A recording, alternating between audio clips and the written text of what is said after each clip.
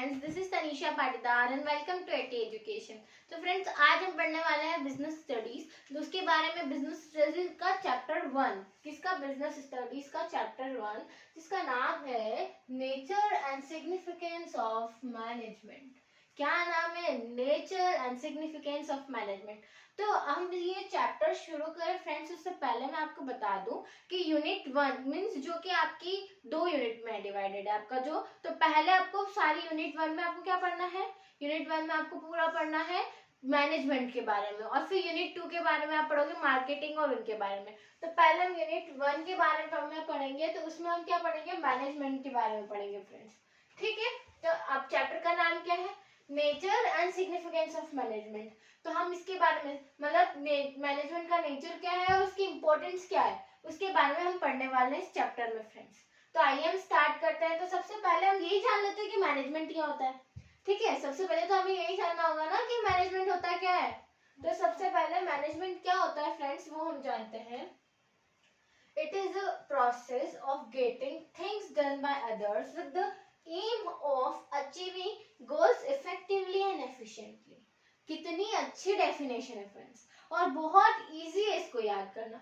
इसका मतलब क्या हुआ है? एक ऐसी प्रोसेस, यानी मैनेजमेंट में एक ऐसी प्रोसेस फ्रेंड्स जो कि मतलब अपन किसी और के द्वारा काम करवाए, ये ऐसी प्रोसेस होती है। मैनेजमेंट खुद काम नहीं करे, किसी और के द्वारा काम किया गया, वो भी किस लिए? With the aim of achieving goals, मतलब हमारा जो गोल है, हमारा जो टारगेट है, ठीक है, वहां पहुंचने के लिए, वो भी किसके कैसे? Effectively and efficiently. Effectively and efficiently friends, हम किसी और के द्वारा काम कराएं, वो भी किस लिए? हमारे गोल को अचीव करने के लिए, वो भी इफेक्टिवली और एफिशिएंटली। तो ये कहलाएगा हमारा मैनेजमेंट। क्या कहलाएगा? Management friends. और मैनेजमेंट की यही सबसे इजी डेफिनेशन होती है। तो मेरे को लगता है कि आपको मैनेजमेंट की डेफिनेशन तो समझ आ गई होगी। और आप एक बार और मैं आपके लिए पढ़ के सुनाती हूँ। It is a process of getting things done bye others with the aim of achieving goals effectively and efficiently। अब आप सोच रहे होंगे कि effectively और efficiently क्या होता है, यही सोच रहे होंगे ना फ्रेंड्स। तो आइए हम जानते हैं effectively and efficiently क्या होता है। effectively यानी effectiveness। तो effectiveness का मतलब क्या होता है? it refers to the completion of task on time। समझ आया? मैं बताती हूँ। इसका मतलब ये हुआ कि इफेक्टिवनेस का मतलब ये होता है फ्रेंड्स कि अपना जो टास्क है, जहाँ जो अपना टास्क है वो टाइम पे हम कंप्लीट करें। तो ये क्या कहलाएगा? इफेक्टिवनेस। टाइम पे टास्क को कंप्लीट करना ही इफेक्टिवनेस होता है फ्रेंड्स। और क्या होता है? एफिशिएंसी क्या होती है friends? It refers to the completion of task correctly with the minimum cost. Minimum cost and no wastage of resources. समझ आया? इसका मतलब ये है कि हम जब टास्क अपना कंप्लीट कर रहे हैं, तो इसमें टाइम बाउंडेशन होती है, पर इसमें टाइम बाउंडेशन नहीं है। इसमें क्या है? टाइम बाउंडेशन नहीं है। इसमें हमको मिनिमम कॉस्ट होनी चाहिए और वेस्टेज ऑफ रिसोर्सेज नहीं होना चाहिए। मतलब कि हम जो रिसोर्सेज ले रहे हैं, जो हमको रिसोर्सेज मिलते हैं, उनको हम वेस्ट ना करें, और क्या टास्क बहुत ही मिनिमम कॉस्ट के द्वारा करें। इसमें आपको कॉस्ट कितनी भी हो कि चलेगी।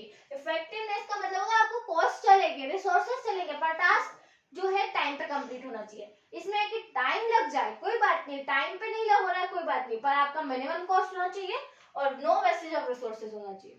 इफेक्टिवनेस और एफिशिएंसी आपको समझ आ गई होगी फ्रेंड्स। अब हम नेक्स्ट चलेंगे कैरेक्टरिस्टिक्स ऑफ मैनेजमेंट। क्या है कैरेक्टरिस्टिक्स ऑफ मैनेजमेंट? पहला है management is a goal oriented process. अब कैरेक्टरिस्टिक्स ऑफ मैनेजमेंट में सबसे पहले क्या आता है? Goal oriented process. ठीक है, गोल ओरिएंटेड प्रोसेस का मतलब होता है फ्रेंड्स कि मैनेजमेंट हमारा एक गोल ओरिएंटेड प्रोसेस है कि हम हमारा जो गोल है हमें वहां पहुंचना है। तो ये क्या कहलाएगा? Goal oriented process. नेक्स्ट क्या है? Management is all pervasive. All pervasive यानी कि यूनिवर्सल हो गया। मीन्स कि सारे लेवल्स पे, जो मैनेजमेंट के सारे लेवल ऑफ ऑर्गेनाइजेशंस है, ये सारे लेवल्स पे ये एप्लीकेबल होगा। मैनेजमेंट हर लेवल पे एप्लीकेबल होता है। ठीक है फ्रेंड्स, तो ऑल परवेसिव समझ आ गया, गोल ओरिएंटेड समझ आ गया, इफेक्टिवनेस समझ आ गया, एफिशिएंसी समझ आ गया, मैनेजमेंट क्या होता है ये भी हमें समझ आ गया है। तो आइए हम चलते हैं और कैरेक्टरिस्टिक्स देखते हैं कि और क्या होता है फ्रेंड्स। थर्ड पॉइंट क्या है? Management is a multi dimensional, इसका मतलब, और ये इम्पोर्टेंट भी है, ये आएगा, ठीक है, क्वेश्चन आ सकता है एग्जाम में। तो क्या है, management is a multi dimensional. Multi dimensional का मतलब कि बहुत सारे लेवल्स पे है, ठीक है, लेवल्स नहीं, आप समझ सकते हैं मल्टी डायमेंशनल को हम ये कह सकते हैं कि मैनेज एक तरह से आगे बहुत सारे टास्क परफॉर्म करता है, मैनेजमेंट बहुत सारा टास्क परफॉर्म करता है, इसको हम कह सकते हैं management is a multi dimensional. देखो, management is a multi dimensional के अंदर बच्चा इतना आएगा कि 3 पॉइंट्स आएंगे, मींस 3 वर्क है। पहले क्या आ रहा है, management of work, management of work, दूसरा आएगा मैनेजमेंट ऑफ पीपल, एंड तीसरा आ रहा है मैनेजमेंट ऑफ ऑपरेशन। अब वर्क क्या होता है फ्रेंड्स, मैनेजमेंट ऑफ वर्क यानी कि हम उस वर्क को कैसे परफॉर्म कर रहे हैं, ये हमारे इसमें आएगा मैनेजमेंट ऑफ वर्क के अंदर, कि वर्क कैसे परफॉर्म किया जा रहा है, वर्क को करने में कितना क्या टाइम लगेगा, कैसे होगा क्या नहीं होगा, कितने, जैसे कि मैं आपको एग्जांपल बताती हूँ, मैं वीडियोस बना रही हूँ, मैं वीडियोस बना रही हूँ, तो मैं कितना वीडियोस बनाऊंगी, कब तक करूंगी, ताकि मेरा टाइम पे सिलेबस हो जाए, ताकि सारे वीडियोस बन जाए, मैं ना, तो ये आ जाएगा सारा मैनेजमेंट ऑफ वर्क में। फिर किसमें आएगा, management of people. Management of people, जैसे कि आप समझ लीजिए कि अब मैंने वीडियो बना दिया है और ये कर लिया, पर मुझे कितने लोग भाग चाहिए, कैसे उसको एडिट, कौन उसका एडिट करेगा, कौन उसका थंबनेल बनाएगा, वो सब किस में आ जाएगा, मैनेजमेंट ऑफ पीपल में, कि कितने मुझे लोग चाहिए ताकि मैं अपना वर्क पूरा सही से ढंग से कर सकूं। उसके बाद आता है management of operation. Management of operation बनता है इन दोनों को मिला के, वर्क और पीपल जब साथ में आएंगे, मैंने अपना वर्क कर लिया, लोग भाग मीन्स जो मैंने लोगों को रखा उन्होंने अपना काम किया, वो कितने लोग रखे, कितना वर्क हुआ, जब ये दोनों साथ में आके एक तरह से टीम वर्क हो गया, तो अब क्या होगा, ऑपरेशन होगा, मीन्स साथ में काम हो रहा है, तो हमारा साथ में काम चल रहा है, तो ये क्या कहलाएगा, ऑपरेशन कहलाएगा, means management of operation. Next आता है 4th point, management is a continuous process. Management क्या है, कंटिन्यूअस प्रोसेस है फ्रेंड्स। कंटिन्यूअस प्रोसेस ऐसे है फ्रेंड्स कि ये कभी रुकता नहीं है, मैनेजमेंट चलता ही जाता है, हमेशा चलता जाता है, इसको कभी एंडिंग पॉइंट नहीं होता है, तो ये क्या हो जाएगी, कंटिन्यूअस प्रोसेस हो जाएगा। Management is a group activity. Group activity यानी कि अब मैनेजमेंट कोई कर रहा है तो वो अकेला तो कर नहीं सकता, एक अकेला अगर इंसान मैनेजमेंट करेगा तो क्या उससे हो पाएगा, नहीं हो पाएगा ना।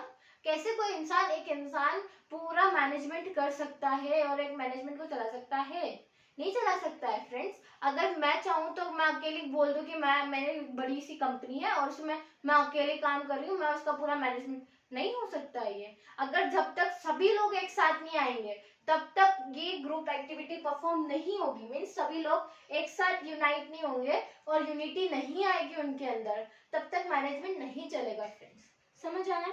नेक्स्ट कौन सा, management is a dynamic process.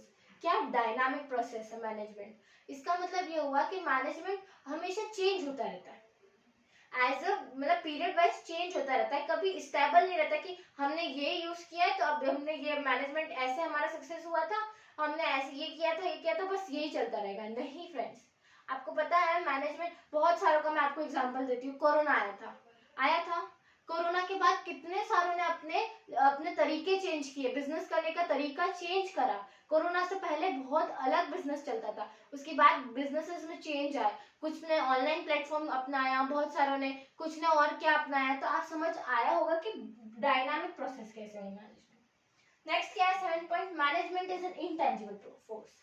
Intangible का यानी कि जो आप एक्टिविटी कर रहे हो, जैसे आप मैनेजमेंट, तो उसके अंदर आपको इंटेंजिबल आपको दिखती नहीं है, वो बीच की जो प्रोसेस है वो आप देख नहीं सकते हो, वो आपको तभी दिखेगी जब आपका एंड रिजल्ट आपको मिलता है, ठीक है, जो आप जहां हो और आप जहां जाना चाहते हो, और जब आपका वो जो आप चाहते हो, जो आपका गोल है, अगर आप वहां पहुंच गए हो, मीन्स आप आपके गोल के वहां पहुंच गए हो, तो उसके बाद ही आपको वो इंटेंजिबल प्रोसेस है, बीच में आपने क्या क्या लेवल्स पार किए हैं, जो लेवल्स आपने, आप 1 पे हो और आपको 10 पे जाना है, तो मीन्स 1 के बाद 2 3 4 5, ये जो लेवल्स है जो आपने पार किए वो आपको दिखाई नहीं दे रहे, आप एकदम से तो 10 पे नहीं पहुंचे हो ना, आप पहले आपने 1 किया, फिर 2 3 4 ऐसे लेवल्स पार किए फ्रेंड्स, तो आप जहाँ जिस लेवल पे पहुंचे हो, मीन्स आप जहाँ आपका गोल अचीव हो गया है, उसके बीच में जो फासला था वो आपको कुछ याद नहीं, मीन्स वो इंटेंजिबल है, आपको कुछ दिखाई नहीं दिया उसमें, वो आपको तभी दिखाई देगा जब आपको एंड रिजल्ट मिलेगा, ठीक है फ्रेंड्स। तो मुझे लगता है आपको ये समझ आया होगा। अब फ्रेंड्स, अब हम अगली क्लास में पढ़ेंगे ऑब्जेक्टिव्स ऑफ मैनेजमेंट। तो अगर आपको ये वीडियो पसंद आया तो आप इसे लाइक, शेयर और सब्सक्राइब जरूर कीजिए। Thank you.